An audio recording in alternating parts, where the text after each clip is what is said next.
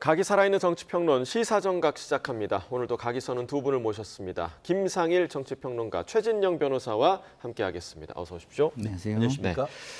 자, 지난 비상계엄 선포 당시 국민의힘 원내대표였던 추경호 의원, 오늘 구속 기로에 섭니다. 국민의힘은 추 의원의 영장이 기각이라고 확신하고 있고 또 민주당은 영장 발부가 이루어져야 한다, 이런 입장인데요. 그 내용 먼저 함께 들어보겠습니다. 특검의 영장은 읽기도 역겨운 선유소설입니다. 근거도 없고 앞뒤도 맞지 않는 억지 스토리를 끼워 맞춰 놓았습니다. 내일 영장 기각이 대반격의 신호탄이 될 것입니다. 감옥 갈 사람은 추경호가 아닙니다. 이재명입니다. 저는 계엄 해제 표결을 방해하려고 한 고의가 있다라고 볼 수밖에 없지 않나라고 생각돼요. 그러면 상당성이 있는 거죠. 계엄 해제된 다음 날. 네. 추경호 전 원내대표가 당시에 의원님을 노려봤다. 그때 시선이 좀 따가웠어요? 같이 노려봤어요. 같이 의원님 먼저 노려보신 거 아니야? 그럴 수도 있어요. 저는 추경호 원내대표한테 매우 화가 나 있었기 때문에 예. 국회의원들을 왜 당사로 빼요? 그리고 왜 시간을 더 달라 하고 막상 본인은 나타나지도 않아요. 추경호 원내대표는 역사의 죄인이다라고 생각을 했습니다. 자, 지금 추 의원에 대한 구속 전 피의자 신문 잠시 뒤죠. 오후 3시부터 진행될 예정인데 지금 앞서 이제 장동혁 대표 같은 경우는 삼류 소설이다, 거의 뭐 기각을 확신하는 그런 분위기였습니다. 그러니까 만약에 기각이 되면 국민의힘이 반격할 수 있는 신호탄이 될 거다, 이렇게까지 얘기를 했거든요. 기각에 대한 오해를 없애기 위해서 말씀을 드립니다. 기각이 잘못이 없다는 게 아니에요. 예. 자, 불법 계엄이 있었습니다. 국회가 뭘 해야 되죠? 국민을 지켜야죠. 국민의 대표로서 해야 될 책임이 뭔지, 의무가 뭔지를 생각해야 됩니다. 예. 근데 여당의 원내대표라는 분이 이런 어마어마한 사건이 일어나서 국회의사당 안에 있는데 의장하고 만나서 이야기를 하고 이럴 수 있는 장소에 나타나질 않아요. 지금 김상욱 의원이 말씀하신 것처럼 말이 됩니까? 그게 잘한 겁니까? 반격의 신호탄이라뇨. 너무 무책임하고 뻔뻔하다는 생각이 들어서 국민들을 너무 우습게 하는구나. 국민들이 그 정도 판단도 못한다고 생각하고 말장난을 하려고 하는구나. 이런 생각만 듭니다. 예. 자, 그러니까 이제 만약 기각이어도 기각이라는 게 죄가 없다는 뜻은 아니다라고 기각의 의미를 다시 한번 짚어주셨고요. 그리고 이제 저희 녹취 들었던 것 중에 김상욱 의원 같은 경우는 당시에는 국민의힘 의원이었기 때문에 누구보다 좀 내부 사정을 잘 알지 않겠는가라는 생각도 좀 들거든요. 그렇습니다. 오후 3시부터 영장 실질 심사를 하고 있는데 저는 기각될 것이라고 확신합니다. 첫 번째, 저는 법률가니까 법적으로 얘기하겠습니다. 예. 과연 이것이 내란의 중요 임무 종사자에 해당하는지 여부에 대해서 저는 굉장히 의문입니다. 윤 대통령의 어떤 직권남용은 변론으로 하고 과연 이것이 내란이 성립되는지에 대한 근본적인 의문이 있고, 나아가 행정부의 장관입니까? 추경호 의원 같은 경우에는 그 당시에 국회의 국민의힘의 원내 대표였던 사람입니다. 그런 어떤 행정부의 직원 어떤 일원도 아닌 사람한테 비상계엄에 따르는 책임을 지운다는 그 사실 자체가 근본적인 어떤 공소장 범죄 성립 여부에 대한 다툼이 있을 수밖에 없다고 생각합니다. 그렇기 때문에 저는 이번 영장이 범죄 성립 여부에 대한 소명이란 부분에 대해서 논란이 있다라는 이유로 기각될 것이다라고 저는 생각을 하고요. 나아가 백보양보해서 범죄 성립 오케이, 일정 부분 인정된다 한다 하더라도 지금 만 1년이 지났습니다. 그 사이에 이 추경호 원내대표가 어딜 도망갔습니까? 증거인멸을 했다는 게 얘기가 하나도 나옵니까? 그렇기 때문에 불구속 수사 원칙에 비춰봤을 때 이 부분에 있어서는 구속의 필요성 자체가 없는 겁니다. 나아가 지금 추경호 원내대표 같은 경우에는 내년 6월 4일 날 대구 지방선거에 나올 가능성도 상당히 높다라고 여겨지는 분인데 도주우려 증거인멸 우려가 어디 있다는 겁니다. 그렇기 때문에 저는 근본적으로 범죄 성립 여부에 대한 다툼이 매우 있기 때문에 그 부분에 대해서 넘어가기가 어렵고, 설령 그 부분에 대해서 일정 부분 소명이 된다 한다 하더라도 도주우려, 증거인멸 우려가 없다라는 점에서 불구속 수사 원칙으로 나아갈 것이고 그렇게 된다고 하면은 조금 전에 그 장동혁 당대표가 얘기한 것처럼 지금까지 미뤄온 내란 프레임 자체가 이번에 어떻게 보면 중대한 분수령을 맞이했다 이렇게 평가를 합니다. 예, 그러니까 범죄 소명이 되어도 증거인멸이나 도주의 우려가 없는 상황이다라고 지금 강조를 해주셨고 그렇기 때문에 기각이 될 것이다라고 예상을 지금 해주셨습니다.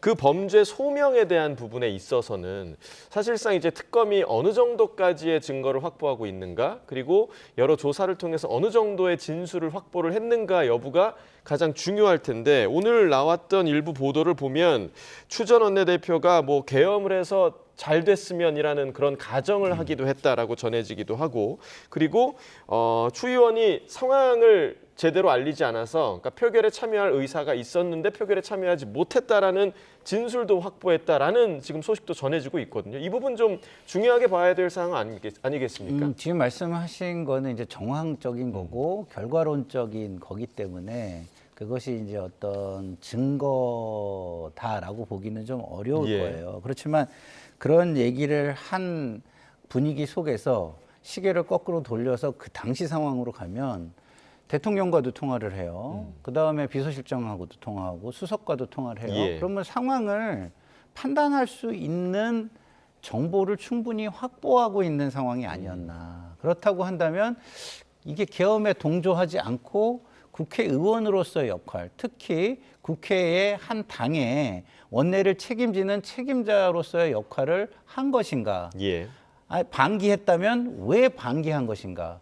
방기를 넘어서서 뭔가 의도했다면 그것은 그 통화와 이런 것들과의 연관이 있는 것은 아닌가라는 의심을 할 수밖에 없고요.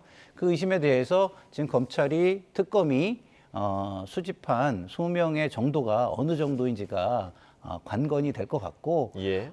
증거 인멸과 관련해서는 제가 계속해서 방송에서 말씀을 드리지만 고위직이고 권력이 있고 영향력이 큰 사람일수록 증거 인멸의 우려는 크다라고 보는 것이 일반적이다라고 말씀드립니다. 예, 자 조금 전에 속보가 하나 들어왔는데요. 특검에서 오늘 추경호 전 원내대표에 대한 영장 심사에 박억수 특검보 등을 투입한다라고 이야기를 한 것으로 현재 전해졌고요. 그리고 상당히 많은 분량입니다. 741쪽 분량의 의견서를 법원에 제출했다. PPT 304장을 준비했다고 하고요. 추경호 의원은 영장 심사 뒤에 서울구치소에서 대기할 예정이다.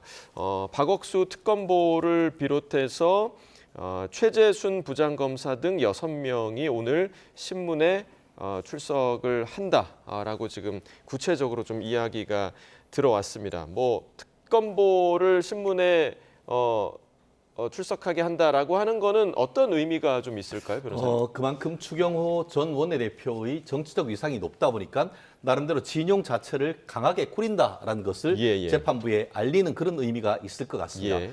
다만 확실한 사건 같으면은 이거 7장이면 충분하다고 생각합니다. 뭔가 입증해야 될 것이 제대로 되지 않으니까 의견서 자체가 741장이나 되고 파워포인트가 304장이 됩니다. 실질적으로 지금 아까 말씀드린 것처럼 비상계엄은 기본적으로 대통령 그리고 국무장관, 국방장관 그리고 또 이상민 어떻게 보면 행안부 장관 그리고 특전사를 비롯한 군대와 관련된 일입니다. 예. 한마디로 행정부에 관한 부분인데 이게 행정부를 찍고 넘어와서 이제는 입법부까지도 내란이다라는 얘기가 법조인 관점에서는 저는 도저히 이해하기가 어려운 겁니다. 그렇기 때문에 결국 구고하고 명확한 예를 들어서 누가 어디 가서 물건을 훔쳤다. 그러면 그 구속영장 기껏해봤자 2장, 3장밖에 안 되고 구속되는 물건만 있으면 되는 겁니다. 이게 구고하니까 뭘 이것저것 다 갖다 때려 넘어가지고 지금 700장이나 넘는 걸 만들었다는 사실 자체가 이게 정말 소명하기가 쉽지 않구나라는 것을 스스로 자백하는 것이나 마찬가지라고 생각합니다. 예. 이 사실 자체가 굉장히 명확하다라고 하면은 특검보까지 나올 필요가 없는 겁니다. 6명 다 나올 이유도 없는 겁니다. 그만큼 본인들이 생각하기에 이 범죄 사실에 대한 소명 자체가 굉장히 어렵고 정말 이 사안에 대해서 구속 사안이다라고 했으면 벌써 작년 12월 달, 작년 1월 달에 구속영장 쳤어야죠. 예. 그럼 지금 동안 뭐 했는 겁니까? 이제 와서 한다는 것 자체는 본인들 스스로가 이렇게 그냥 면피성으로 하고 몇 명 나갔다가 기각당하면 안 되지 하면서 우리는 최선을 다했다라는 것을 국민들한테 보여준 쇼 그 이상도 이하도 아니라고 봅니다. 그 국민의힘 일각에서는 지금 이 시점을 놓고 왜냐하면 내일 또 새벽에 나올 가능성이 큰 거잖아요. 네, 구속 네, 여부가. 네. 일부러 이날에 맞춘 거 아니냐라는 나름의 의혹 제기도 좀 있더라고요. 글쎄요, 뭐 맞췄을 수도 있고 아닐 수도 있지만 예. 그 또한 검찰이 일을 잘하기 위해서 자신들의 최선을 다하는 모습이라고 저는 봐주는 게 맞다고 생각합니다. 예. 그 날에 맞춘다고 해서 국민들이 더 관심을 가져준다고 해서 문제가 됩니까? 저는 전혀 문제가 되지 않는다고 생각하고요. 중요한 것은 진실을 규명하는 작업이 빠른 속도로 예. 이루어져야 된다. 저는 이렇게 생각을 하는 것인데 예. 1년이 지나서 했다. 이게 좀 약간 느리잖아요. 예. 그런 측면에서는 좀 아쉬움도 있지만 그만큼 말씀하신 대로 소명이 어려운 것을 최선 1%의 변수도 만들지 않기 위해서 최선을 다해서 했다. 이게 사안의 성격이 소명이 그렇게 쉽지 않아요. 예. 왜냐하면 행정부 내라면 문서들이 오간다거나 이런 것들이 있어야 하고 내지는 있고 뭐 이런 것들이 좀 있잖아요. 예.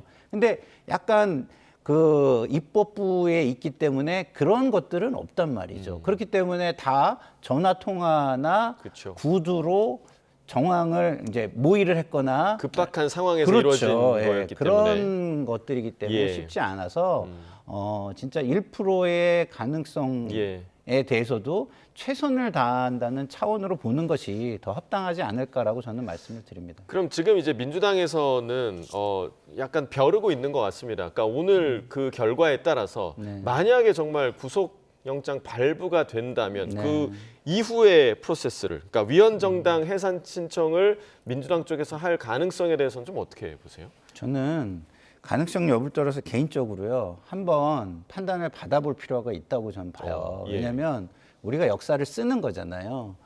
이런 어마어마한 사건이 또 있어서는 안 되는 거 아니겠습니까? 절대 있어서는 안 된다고 한다면 이런 것을 역사에 정확하게 기록하고 교훈으로 남기기 위해서라도 이게 조직적으로 이루어졌는지 아닌지 그리고 이게 하나의 정당 내에 구조적이고 조직적인 의견으로 자리를 하고 있는 것인지 이런 판단을 한번 받아봐서 이거는 다시는 있어서 안 되는 일이다라는 역사적 교훈을 남기는 것이 필요하다. 그리고 지난 당대표 선거를 보면 사실상 불법계엄에 동조하는 세력으로 변모한 거 아닌가라는 우려도 저는 좀 들거든요. 예. 그렇다고 한다면 헌재의 판단을 받아보는 것이 저는 나쁜 것이 아니다. 특히 역사적으로 예. 그리고 국가의 미래, 국민의 미래를 생각할 때 나쁜 일이 아니다라고 저는 개인적으로 생각합니다. 그러니까 이제 어떤 결과가 나오든 국민의힘이든 민주당이든 아주 세게 이제 밀어붙일 준비를 상당히 좀 많이 하고 있다라는 느낌을 좀 받거든요. 근데 지금 이 사안 같은 경우에 어떻게 왜 행정부에 있는 고위직도 아니고 그 어떻게 보면 국회에 있는 그 야당의 원내 대표한테까지 이런 그 구속 영장을 청구를 하느냐? 이것은 지금 정청래 민주당 대표 입장에서는 이른바 양손에 든 떡이다 이렇게 표현하지 않습니까? 만약에 이것이 기각되면은 어떻게 하죠? 이것 다 지금 그 현재에 사법부의. 있는 조희대 예. 사법부의 책임이다라고 하면서 조희대 사법부가 내란의 동조범이다 이런 식으로 나갈 방향을 하나 잡고 있고 만약에 영장이 발부되면은 이것 봐라 국민의힘이 내란 정당이다라고 해서 위헌 정당 해산으로 가고 위헌 정당으로 해산 가기 전에 목줄을 잡는 게 뭔지 아시죠? 국고보조금 제로. 그래서 6월 달에 있는 지방선거에 대해서 사실상 선거에 후보도 내지 못하게 하는 그 조치로 가기 위한 빌드업이라고 저는 생각합니다. 예. 그렇지만 영장이 기각됐을 때 과연 민주당의 뜻대로 될 것인가? 오히려 저는 역풍이 불 가능성이 크다고 봅니다. 민주당 실제로 1년이 된 이 시점까지도 내란 프레임을 지금까지 걸고 있습니다. 하지만 법원에서 내란죄를 인정한 적은 단 한 번도 없고 탄핵을 얘기를 하고 있습니다만 탄핵을 통해서 거기에서 비상계엄이 내란이다라고 판단한 것은 1도 없습니다. 그럼에도 불구하고 민주당은 무조건 말만 나오면 내란 프레임으로 몰고 가는데 오히려 이 사안에 대해서 범죄 성립에 대한 다툼이 있다 해버리면 결국 그것이 역풍이 불 수밖에 없는 그런 상황 아니겠습니까? 예. 그렇기 때문에 이제 1년 정도 됐으면은 이제는 그 메시지가 특히 대통령으로서는 통합의 메시지, 본인이 이제 취임을 했을 때 통합의 어떤 그런 어떤 계기가 돼야 되는 것이지 이걸 계기로 해서 이제 1차 특검 끝났으니까 탈탈 털어서 또 다른 특검으로 가자? 저는 이게 도대체 무슨 코미디인지 모르겠습니다. 예, 자 조금 전에 이제 최 변호사님 하셨던 얘기 중에 추경호 의원과 관련해서 만약에 이제 구속이 되더라도 뭐 대구시장 출마, 그러니까 옥중 출마를 권유하는 목소리도 있다라는 얘기가 지금 들리더라고요. 네. 이 부분 좀 어떻게 바라보고 계세요? 정치권 윤리가 땅바닥 수준이다라고 볼 수밖에 없는 것이죠. 이거는 사실은 뭐 이걸 계기로 말씀드리지만 정치권 전체가 지금 그런 수준인 것 같아요. 그래서 저는 사법부가 이 사안을 사회 갈등으로 번지게 더 장기적으로 끌고 가는 건 저는 안 좋다고 봅니다. 예. 지금 뭐 윤석열 피고인의 방어권 뭐 이런 얘기 나오지만요. 개인의 방어권이 중요한 게 아니라 우리가 그 이탈리아의 지도자가 최고 지도자가 그 조폭을 활용해서 정치권에 뭐 압박을 가하고 뭐 이런 공작을 했다는 사건이 10년 갔습니다. 10년 예. 그 재판이. 그래서 이탈리아가 어떻게 됐습니까? 사회 갈등이 최고조에 달하고 난리가 나고 국가는 완전히 역사적으로 후퇴를 했습니다. 모든 분야에서. 그렇게 지금 사회 갈등이 그 나라를 완전히 삼켜버릴 수 있는 그런 위험으로 저는 치닫고 있는데요. 예. 그런 것들을 빨리 치유하는 첫 단계가 사법부가 빨리 결론을 내주는 것이다. 그리고 피고인 입장에서도요. 이게 재판을 빨리 하는 것이 피고인한테 해가 되는 게 아닙니다. 예. 예? 그 연기해가지고 자기 개인의 어떤 정치적 이익을 만약에 생각하는 게 아니라면 사실 법적으로 범죄와 관련돼서는 빨리 끝내는 게 피고인한테도 나쁠 게 없는 것이거든요. 예. 그렇기 때문에 저는 사법부가 좀 엄중한 책임감을 좀 가져줬으면 좋겠다. 단 공정성과 투명성이 논란이 될 수 있으니 그런 거는 소통을 국민이나 언론과의 소통을 강화해서 예. 그런 부분에 대한 의혹이 없는 결론을 내줬으면 좋겠다 이런 예. 바람을 말씀드립니다. 자, 이 모든 일의 시작점이 지난해 있었던 12.3 비상계엄이었죠. 내일이 바로 계엄 1년이 되는 날입니다. 계엄에 대한 사과와 반성의 메시지 과연 국민의힘에서 나올 수 있을지 관련 영상 함께 먼저 보시겠습니다.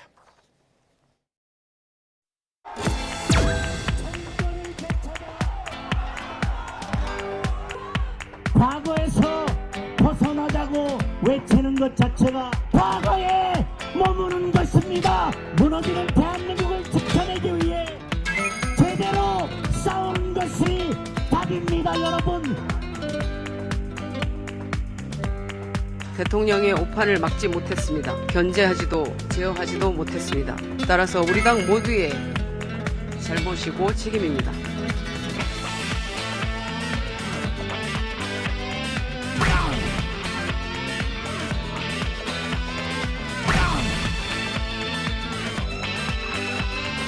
그 영장 발부 여부와 다 관련이 있다. 그러니까 사과의 수위, 사과의 방법, 사과의 정도 다 달라질 수밖에 없다라는 말씀을 드리고요.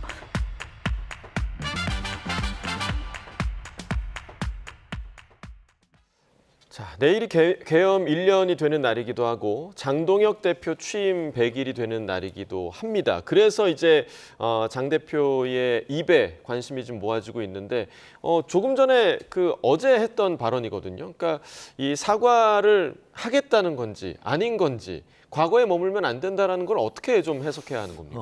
사실 증시에는 트리플 위칭데이라고 해서 세 마녀의 날 이런 얘기가 있습니다. 12월 3일이 정말 국민의힘으로서는 악몽과 같은 날이면은 틀림이 없는 것 같습니다. 예. 사실 저는 개인적으로 지금 장동혁 대표와 사법연수원 동기로서 최근에 같이 식사를 한 적이 있습니다. 예. 거기에서 저의 의견을 비롯해서 같이 하는 분들, 특히 그 국민의힘 그리고 자유우파의 가치를 사랑하는 분들과 얘기를 나눴는데 예. 당원들의 전체적인 의견은 사실은 반대보다는 이번 지금 비상계엄 같은 경우에는 그 원인이 어디냐. 오히려 헌법재판소 그 탄핵 결정문에도 보면은 그때 같은 경우에는 작년 이맘때 예산 전국에 정말 유례 없이 증액 없이 감액만 얘기가 돼 있고 31명에 대해서 줄줄이 탄핵을 해서 사실상 윤석열 정부를 무력화시키려고 하는 그런 것을 질타했던 내용도 있듯이 예. 이런 부분에 대해서 최대한 강조를 해야 된다라는 그런 의견이 상당 부분 전달했습니다. 이에 대해서 지금 장동혁 대표 같은 경우에는 그런 의견을 충분히 다 듣고 있다. 다만 당원들에 대한 메시지, 지금 보이는 것 같이 그 전체 당원들에 대한 어떤 저런 메시지는 강하게 나올 수가 있습니다. 예. 하지만 여전히 수도권 또 그리고 또 전체 국민들의 의견도 충분히 듣고 있다라는 말씀을 했습니다. 그러면서 본인이 어떤 메시지를 내건 우리를 지도부를 도와주고 지지해달라라는 그런 호소도 저한테 하는 것을 제가 직접 들었습니다. 예. 저 또한 지금 장동혁 대표가 어제 했던 말의 연장선상에서 내일 어떤 메시지를 낼지 저도 단정할 수는 없습니다. 예. 하지만 제가 직접 옆에서 보고 들은 바로는 장동혁 대표도 굉장히 고심이 큰 것이고 아마 장동혁 대표도 마치 사과 아니면은 그거에 대해서는 오히려 강공 이런 두 가지를 두고 마지막까지 그 어떤 고심을 할 것인데 좀 전 나경원 의원 말씀처럼 공교롭게도 오늘 밤 늦게 내지는 예, 예. 내일 새벽에 추경호 원내대표에 대한 구속영장 발부 여부가 예. 결정되기 때문에 이런 부분이 최종적인 그 장동혁 그 당대표의 의사결정을 하는데 하나의 방아쇠가 될 가능성이 좀 예. 높다고 예측합니다. 지금 뭐 조금 전에 이제 들으셨지만 국민의힘 내부에서는 또 다른 목소리들이 또 나오고 있지 않습니까? 네. 뭐 양양자 최고위원이라든가 아니면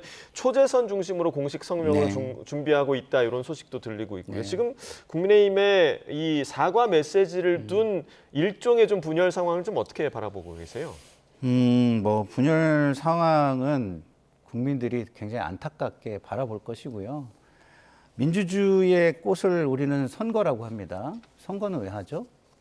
정치는 책임이기 때문에 하는 것입니다. 그 책임을 묻기 위해서.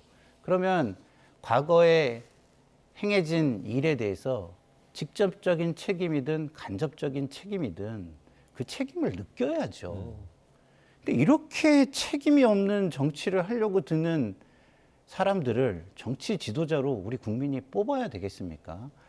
지금 사과를 하려고 하는 정치인들이 책임 있는 저는 정치인들이라고 보고요. 예. 국민들은 박수를 칠 거라고 생각합니다.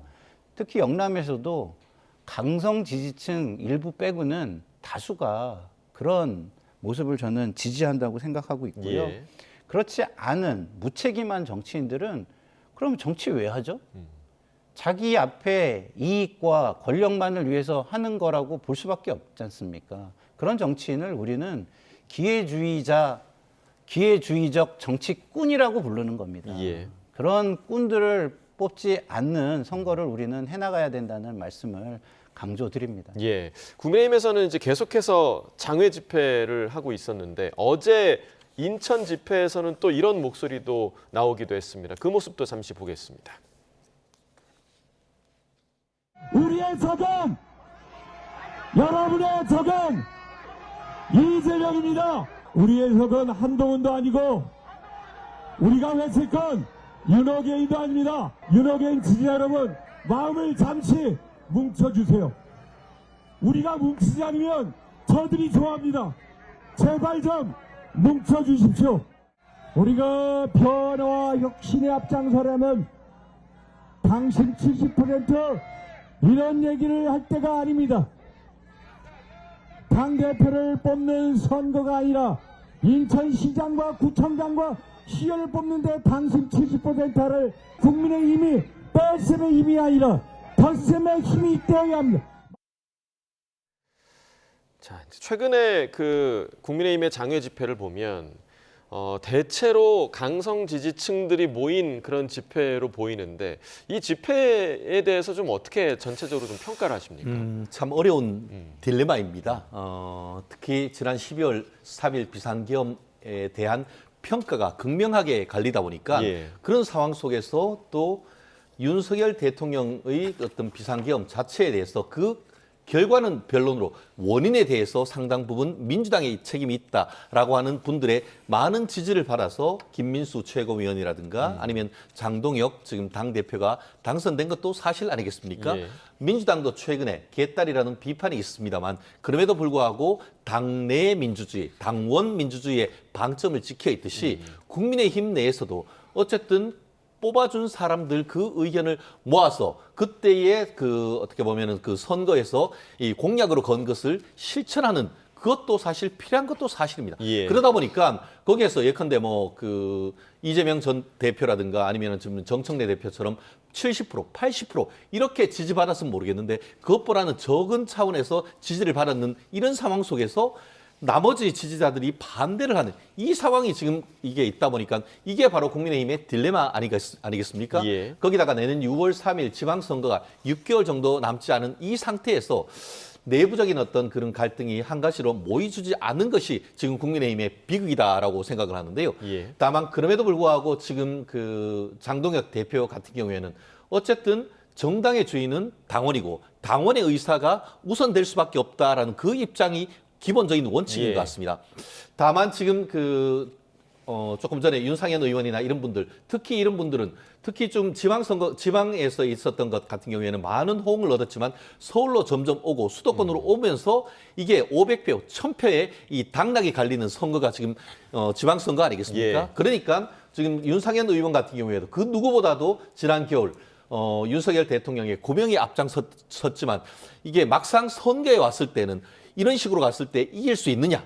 이 부분이 가장 근본이 아니겠습니까? 예. 그렇기 때문에 여전히 내부에서 뭐라고 얘기는 할 수 없지만 결국 이번 선거는 포기한다 하더라도 강성으로 간다라고 하면은 그 또한 장동혁 대표의 선택인 것이고 그렇지 않고 이 선거에서는 덧셈으로 가서 지금 한동훈 세력이라든가 아니면 이준석 당이라든가 이걸 모으는 것으로 갈지 예. 아직은 정해지지 않은 것 같습니다. 지금 다만 근데 개파 갈등 양상도 좀 많이 나타나는 것 같아요. 그렇기 때문에 예. 결국 이런 상황 속에서 이 모든 것을 신속하게 못한 후보 아니겠습니까? 당대표 경선이 끝나고 나면은 바로 지금 한동훈 당대표에 대한 전 대표에 대한 당원 게시판 이런 부분을 빨리 원칙대로 처리를 했었어야 하는데 그런 늦은 후과가 있어서 예. 국민의힘으로서는 당분간 적어도 이 어떤 12월까지는 내부적인 어떤 의견을 모으는 그런 과정을 겪을 수밖에 없을 것 같습니다. 예, 저희가 이제 시간이 많이 남지 않아서 민주당 얘기도 좀 해보도록 하겠습니다.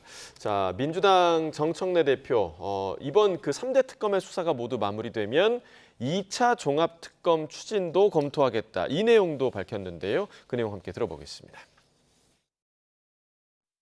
3대 특검의 미진한 부분은 한 군데에서 몰아서 공정하고 객관적으로 진실을 밝히기 위한 2차 종합특검을 검토해야 할 시점입니다.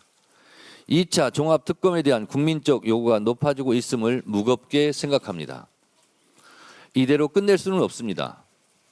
이대로 끝내지 않겠습니다. 최병 순직 사건의 구명로비 의혹, 12.3 비상계엄 내란 실제 기획자의 실체, 그리고 김건희 비리를 끝까지 파헤쳐야 합니다.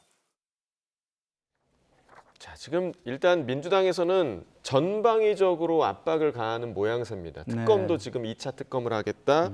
그리고 사법부에 대한 압박도 지금 병행하고 있는 그런 상황이고요. 일각에서는 좀 속도를 조절해야 하지 않느냐라는 목소리도 좀 있는 것 같은데 어떻게 좀 바라보고 계세요? 뭐 압박은 해야 되겠지만 압박의 방식 그리고 그것의 표현 이런 거는 적절한 방식과 적절한 표현으로 해야 되겠죠. 예.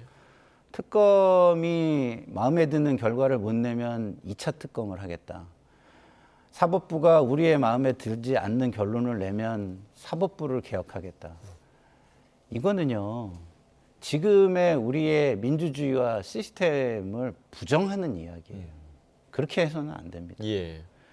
자, 우리가 어려서부터 권력 행사와 관련해서 일사부재의의 원칙이라는 거를 가지고 있어요. 그거는 강자를 위한 겁니까? 약자를 위한 겁니까?